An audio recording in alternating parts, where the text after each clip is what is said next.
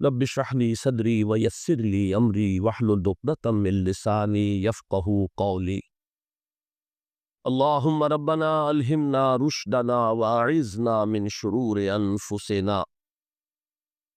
اللهم ارحمنا بالقرآن العظيم. اللهم اجعله لنا اماما ونورا وهدى ورحمة.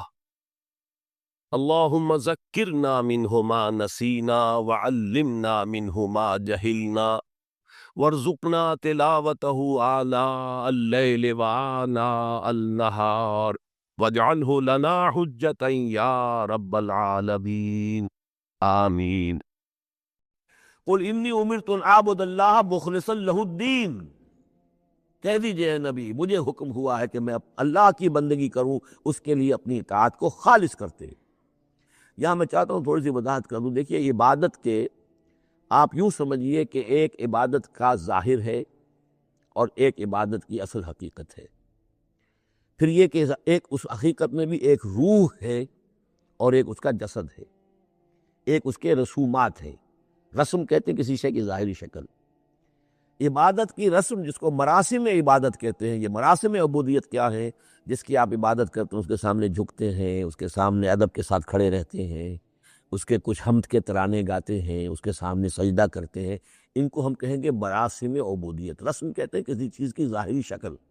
یہ حروف ہے اور یہ رسم جو ہے رسم الخط. اسی طرح یہ قرآن اور یہ اس کا رسم عثمانی ہے، اس کا لکھا ہوا جانا جیسے کہ یہ رسم ظاہر ہے. تو ایک تو یہ چیزیں ہیں عبادت جس سے دنیا میں سمجھا جاتا ہے عبادت، یہ مراسم عبودیت ہے. اصل عبادت جو ہے اس کا بھی ایک جسد ہے اور ایک روح ہے. جسد کیا ہے؟ اطاعت، جس کی عبادت ہے کلی اطاعت، ہمہ کن اطاعت، ہمہ وقت اطاعت. غلامی، عبد کے معنی ہے غلام. چنانچہ یہ دو لفظ دو دفعہ ہم پڑھ چکے ہیں کہ فرعون نے کہا تھا بنی اسرائیل کے بارے میں قومہما لنا عابدون، یہ جو ہارون اور موسیٰ کی قوم ہے وہ تو ہماری غلام قوم ہے. اور ظاہر بات ہے وہ پرستش نہیں کرتے تھے، وہ قبطیوں کو پوجتے نہیں تھے، وہ ان کی نماز نہیں پڑھتے تھے، وہ ان کو سجدہ نہیں کرتے تھے معاذ اللہ. لیکن غلامی جو ہے اصل شے، اطاعت یہ تو اصل جسم ہے. اصل عبادت کا جو ہے جسم جسد جو ہے وہ ہے اطاعت.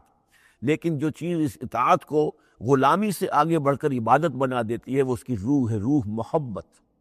جس ہستی کی اطاعت محبت کے ساتھ کی جائے گی وہ عبادت ہو جائے گی. ایک جبراً اطاعت کی جا رہی ہے. اب جیسے کہ انگریز کی ہم اطاعت کرنے پر مجبور تھے، ہم اطاعت کر رہے تھے، عبادت نہیں کر رہے تھے لیکن اطاعت کر رہے تھے. لیکن کسی کی محبت کے سنجدنے سے سرشار ہو کر اطاعت کی جائے گی تو وہ عبادت بن جائے گی. تو اللہ کی عبادت کے لیے جو بھی ڈیفینیشن اس کی امام ابن تیمیہ اور حافظ ابن قیم استاد اور شاگرد دونوں کی ہے وہ یہ ہے کہ اس کے دو اجزاء ہیں. العبادت و تجمع اصلین، غایت الحب مع غایت الذل والخضوع، کہ دو چیزوں کو جمع کرنے سے اللہ کی عبادت جو ہے وجود میں آتی ہے. حد درجے کی محبت اللہ کے ساتھ اور حد درجے میں اللہ کے سامنے اپنے آپ کو بچھا دینا، مطیع اور منقاد ہو جانا. اچھا یہ تو ہے اصل عبادت. لیکن اس کے لیے جو رسم ہے وہ کیا ہے؟ کبھی کبھی کھڑے ہو کر کبھی سلیوٹ کر لینا ہے، کبھی ہاتھ جوڑ دینا ہے. اب ہندوؤں کے ہاں ہاتھ جوڑنا ہے، یہ ان کے ہاں کی رسم ہے. قنوت ہے، ہمارے ہاں قنوت ہے، ادب کے ساتھ کھڑے ہونا ہے. کہیں جو جھک جانا ہے، رکوع کرنا ہے، کہیں سجدہ کرنا ہے. حمد کے ترانے جو ہے پڑھ رہے ہیں، تسبیح کر رہے ہیں، یہ اس کے مراسم عبودیت ہے. عبادت اصل کیا ہے؟ اطاعت کلی، اللہ کی محبت سے سرشار ہو کر.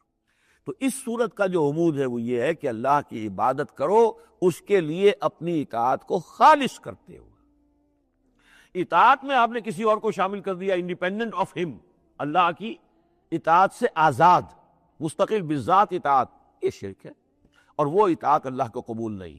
وہ منہ پر دے مارے گا یہ مجھے 25% اطاعت نہیں چاہیے آپ کی، آپ لیجیے اپنے سر پاس رکھیے، مجھے تو چاہیے 100%.